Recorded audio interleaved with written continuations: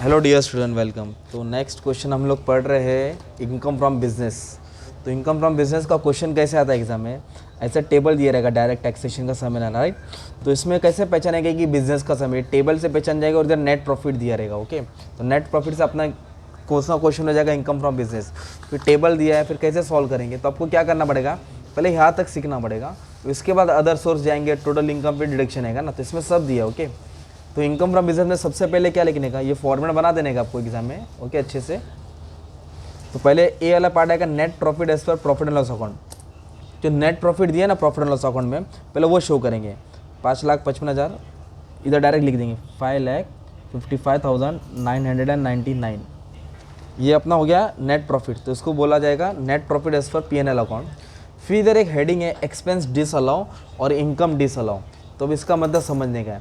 Expense disallow को बोलते हैं इनकम एक्सपेंस कंसिडर सेपरेटली, और इनकम डिसअलाउ को बोलते हैं income consider separately. In short, जो बिजनेस का नहीं है ना वो लिखना है, और इधर भी जो बिजनेस का नहीं है वो लिखना है। तो खर्चा इधर आएगा, इनकम इधर आएगा, एक्सपेंस को ऐड किया जाएगा इसमें से, और इनकम डिसअलाउ को क्या करेंगे, माइनस करेंगे।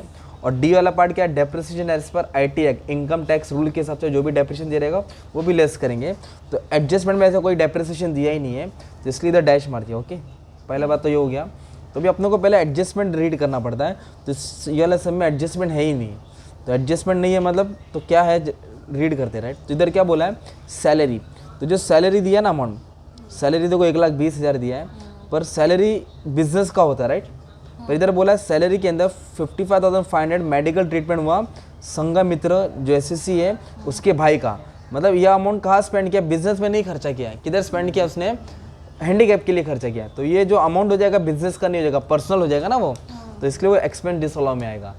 सैलरी को नहीं लिखते, पर सैलरी में ये अमाउंट किसके लिए इस्तेमाल किया, अपने हैंडीकैप भाई के लिए, राइट। तो इसके लिए क्या हो जाएगा, एक्सपेंस डिसअलाउ। तो इधर लिख देंगे सैलरी और ब्रैकेट में डाल देंगे हैंडीकैप। क्या डाल देंगे ब्रैकेट में, हैंडीकैप, ब्रदर था ना उसका, और अमाउंट लिख देंगे। कितना अमाउंट है इसका, 55,500। तो ये किस में आएगा, एक्सपेंस कंसिडर डिसअलाउ में आएगा, ठीक है। तो इधर एक ही एडजस्टमेंट दिया। फिर डेबिट साइड आने का, जो बिजनेस के रिलेटेड है वो नहीं रिकॉर्ड करना है, other than business activity the expense which are disallow, है ना। तो अब एक एक नाम पड़ेंगे। प्रिंटिंग और स्टेशनरी बिजनेस का होता है, तो यहाँ नहीं आएगा, सिंपल। मतलब जो 4 दीवार के अंदर ऑपरेटिंग एक्सपेंस होता है ना बिजनेस का, बिजनेस के अंदर, उसको नहीं लेना, उसके बाहर उसके अलावा लिखना है, राइट। जनरल एक्सपेंस भी बिजनेस का होता है। अभी एक वर्ड आया इंटरेस्ट ऑन कैपिटल, ओके। तो ये इंटरेस्ट ऑन कैपिटल बिजनेस का नहीं होता है, क्योंकि जो बिजनेसमैन ने क्या किया है, अमाउंट इन्वेस्ट किया अपने खुद के बिजनेस में, वो इस पर इंटरेस्ट चार्ज कर रहा है। तो ये प्रोपराइटर लेगा, मालिक लेगा, इसलिए अदर देन बिजनेस एक्टिविटी आता है, याद कर लेने हैं। तो इंटरेस्ट ऑन कैपिटल आएगा, पर्सनल एक्सपेंस आएगा, ये अदर देन बिजनेस एक्टिविटी। तो इसलिए किससे लिखे, एक्सपेंस डिसअलाउ में। इधर बोला GST क्या है, तो GST पेबल, ये बिजनेस का ऑपरेटिंग का खर्चा नहीं है, बाद में बाहर पेमेंट करना पड़ता है थर्ड पार्टी गवर्नमेंट को। इसलिए जो बिजनेस का रिलेटेड नहीं है वो लिखना है। तो ये अदर देन बिजनेस एक्टिविटी हो गया ना यार।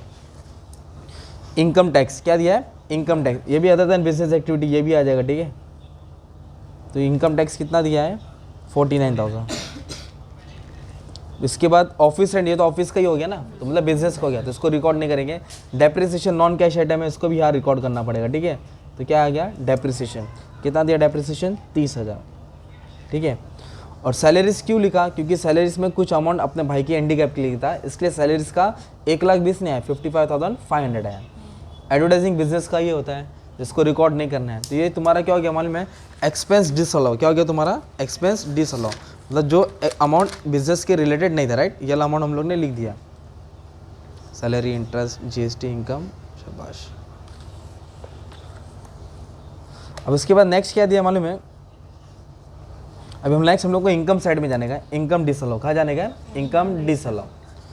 तो इधर क्या दिया है, तो जो ग्रॉस प्रॉफिट को छोड़ के ना सब इनकम यहाँ रिकॉर्ड करेंगे, जो ग्रॉस प्रॉफिट को छोड़ के सब इनकम यहाँ रिकॉर्ड करेंगे। तो दिया है इनकम टैक्स रिफंड, मतलब होता है कि जो गवर्नमेंट को हमने अमाउंट पे किया था वो रिफंड हो गया, ठीक है।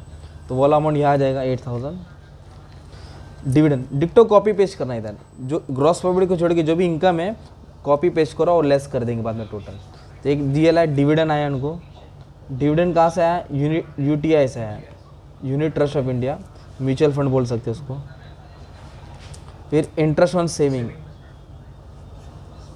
ये भी एक इनकम है जो बिजनेस का नहीं, बाहर से आया। और एक एलआईसी की मैच्योरिटी है, क्या है एलआईसी का मैच्योरिटी, मतलब एलआईसी पूरा मैच्योर हो गया, उसका अमाउंट आ गया, राइट। तो ये तुम्हारा क्या हो गया मालूम है क्या, इनकम डिसअलाउ, इनकम क्या ये डिसअलाउ। तो ये अमाउंट, अब इसका टोटल और इसका टोटल, सबका टोटल बाहर डाल के अभी हम लोग टोटल डाल देंगे, राइट।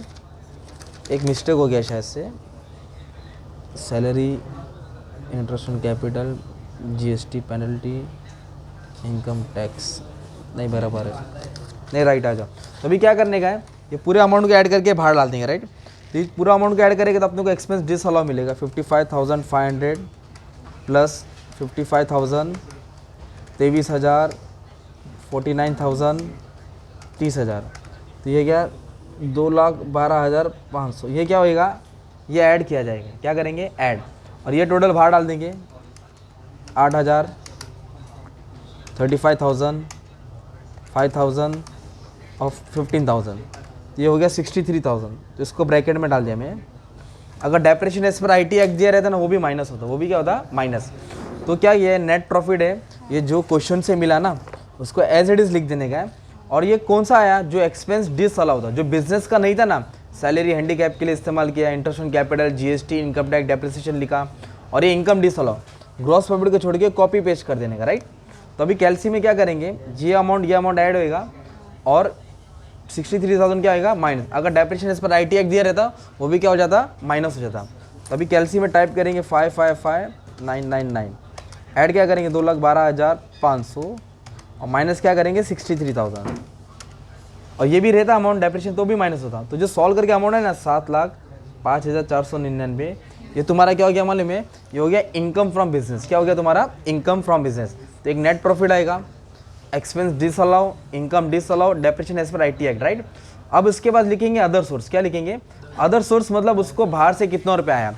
तो अदर सोर्स में फिर से आपको यहाँ आना पड़ेगा। तो ये जो इनकम टैक्स रिफंड है ना उसको नहीं लेना रहता है, क्योंकि वो गवर्नमेंट ने हमको क्या किया रिफंड किया है, हमने गवर्नमेंट को टैक्स पे किया, वो रिफंड हो गया, तो वो ऑलरेडी एग्जेम्प्ट है, राइट। तो उसको अदर सोर्स में लेंगे ही नहीं। एक आया डिविडेंड, तो पहले नाम लिख लो, डिविडेंड के बाद दिया है इंटरेस्ट आया है, इंटरेस्ट किस पे आया है सेविंग अकाउंट पे, और एक आया एलआईसी का मैच्योरिटी, एलआईसी का क्या है मैच्योरिटी। तो अभी देखो तुमको समझा दो, एक मिनट मोबाइल वो वाला इमेज किधर है, नहीं वो वाला नहीं जो सेंड किया था ना अभी, हाँ ये देखो।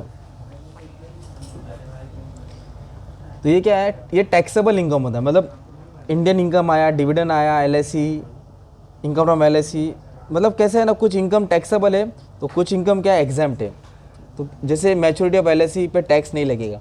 तो बहुत सारे बच्चे लोग ने क्या ये लिस्ट पूरा याद कर लिया, तो उनको भी मालूम होगी क्या टैक्सेबल होता है और क्या एग्जाम्प्ट होता है। तो अभी मैं आपको समझा देता हूँ अच्छे से, तो सुनो।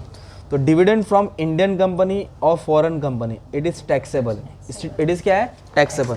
तो ये अमाउंट पे टैक्स लगेगा, कितना दिया, ये यूटीआई का टैक्स है।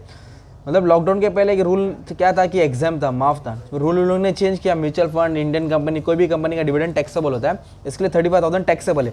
टैक्सेबल मतलब आपको अमाउंट शो करना पड़ेगा, ओके। फिर इंटरेस्ट ऑन सेविंग अकाउंट वो भी टैक्सेबल है, वो भी क्या है टैक्सेबल है। अब इसके पीछे और एक कहानी है, तो वो भी समझा दो, स्टार बना दिया मैं, समझा दो, ठीक है। 5,000 टैक्सेबल है, interest on saving, interest on FD, interest on current account, interest on bond, सब टैक्सेबल होगा। फिर आया एलआईसी का, जो आपने एलआईसी भरा था वो मैच्योर हो गया, 5 साल 10 साल 20 साल का टाइम पूरा हो गया, मैच्योरिटी के बाद जो 15,000 अमाउंट मिला, तो मैच्योरिटी का एलआईसी का अमाउंट एग्जाम्प्ट है, उस पर टैक्स नहीं लगेगा। तो maturity of LIC is exempt, तो आपको याद करना पड़ेगा, इस पर टैक्स नहीं लगेगा, तो डैश मार देंगे, क्या मार देंगे डैश।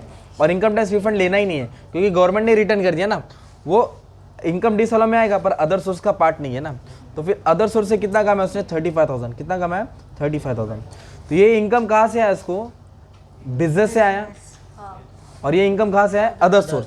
अब ये दोनों को जोड़ देंगे ना तो अपने को टोटल इनकम मिलेगा, क्या मिलेगा टोटल इनकम 7,40,499, ये टोटल इनकम हो जाएगा। क्या हो जाएगा, अभी इसमें डिडक्शन दिया है 2, डिडक्शन मतलब होता है जो कम करना पड़ेगा, काटना पड़ेगा, राइट।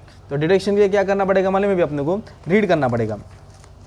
तो इधर क्या बोल रहा था, जो सैलरी दिया था वो 55,500, वो ट्रीटमेंट के लिए खर्चा हुआ। जो एसएससी है संघमित्रा, उसका भाई हैंडीकैप था, तो कितना परसेंट हैंडीकैप दिया है 81%, कितना परसेंट दिया है 81। तो हैंडीकैप का जो रहेगा ना, तो ये कौन है एसएससी है तो अंडर सेक्शन 80 में लिखना पड़ेगा अपने को, 80 DD, ठीक है शाबाश। तो इधर देखो क्या दिया है, ये रूल है, ठीक है। क्या है, अगर डिपेंडेंट हैंडीकैप है, मतलब जो एसएससी है उसका कोई घर वाला या दोस्त बोल रहा हूँ सॉरी, ब्रदर सिस्टर, कोई भी घर वाले फैमिली मेम्बर्स, अगर 80% से कम हैंडीकैप है, कितना है, तो 75,000 माफ होगा। कितना माफ होगा, 75। और 80% से ज़्यादा हैंडीकैप रहेगा तो 1,25,000 माफ होगा। तो इधर कितना परसेंट हैंडीकैप दिया है, 81%। तो ये परसेंटेज के बेस पे हम लोग कितना डिडक्शन करेंगे, 1,25,000। और किस में आएगा डिडक्शन, अंडर सेक्शन 80DD। इधर लिखेंगे 80DD, इधर लिख देंगे हैंडीकैप, क्या डाल देंगे, हैंडीकैप। कितना परसेंट था, 81%। तो कितना डिडक्शन आएगा, 1,25,000। और एक डिडक्शन है, जब भी इंटरेस्ट ऑन सेविंग अकाउंट पे इंटरेस्ट आएगा ना, तो 80TTA, इधर लिखा है देखो 80TTA, फ्लैश आ रहा है ना, हाँ ठीक है। तो क्या बोला है कि 80TT interest on saving account deduction में आता है और उसका लिमिट है 10,000। कितना लिमिट है, 10,000। तो उसको इंटरेस्ट ऑन सेविंग कितना मिला है, 5,000 मिला है, तो 10,000 से ज़्यादा डिडक्शन नहीं आएगा। अगर मान लो 15,000 मिला रहता, इंटरेस्ट ऑन सेविंग अकाउंट कितना मिला रहता, तो 15,000 क्या होता, तुम्हारा टैक्सेबल होता, 15,000 क्या होता, और 10,000 डिडक्शन में आता। अगर 20,000 मिला रहता तो 20,000 टैक्सेबल होता और 10,000 डिडक्शन में आता। अगर 9,000 मिला रहेगा तो 9,000 टैक्सेबल है, 9,000 डिडक्शन आएगा। 9 से ज़्यादा आएगा, मतलब 10 से ज़्यादा नहीं आएगा। तो हमारे लोग क्वेश्चन में इंटरेस्ट ऑन सेविंग पे उसको कितना मिला, 5,000। तो 80TT है, ये याद करना पड़ेगा। ओके, इधर लिखेंगे इंटरेस्ट ऑन सेविंग अकाउंट, तो 5,000 डिडक्शन में आ जाएगा। 5,000 किस में आ जाएगा, डिडक्शन। ओके, तो 5,000 क्यों लिखा, क्योंकि 5 ही मिला है ना, 10 से ज़्यादा नहीं लिखेंगे इधर। अगर 12,000 मिला है तो 12,000 टैक्सेबल आएगा, 10,000 डिडक्शन आएगा ना। तो कुल मिला के 1,30,000 डिडक्शन आ गया। कितना गया, 1,30,000। तो ये टोटल से टोटल क्या कर देंगे, माइनस कर देंगे, तो नेट टैक्सेबल इनकम मिलेगा। मतलब वो भाई संगम मित्र जो है एसएससी, उसको इसके ऊपर टैक्स देना पड़ेगा, 6,10,499 नेट टैक्सेबल अमाउंट। तो ये कितना क्या, तुम्हारा इनकम फ्रॉम बिजनेस बोला चले, 1,20,000 और 5, 1,30,000 हो जाएगा ना। दोनों को जोड़ेगा, इधर जोड़ेगा फिर एक साथ माइनस करेगा, मतलब इधर जोड़ेगा एक साथ माइनस करेगा। तो ये सम को टाइम ले लिया पर तुम्हारा काम आसान कर दिया, ठीक है। तो ये क्या था, इनकम फ्रॉम बिजनेस था, राइट। और स्टार्टिंग में से सजाना पड़ता है कि एसएससी कौन है, जैसे कि ऐसा लिखना पड़ेगा सब में, राइट। जो क्वेश्चन था आपने देखा तो ऐसा लिखने का, संगम मित्र नेम है, स्टेटस इंडिविजुअल, प्रीवियस ईयर और असेसमेंट ईयर डाल देने का, ठीक है।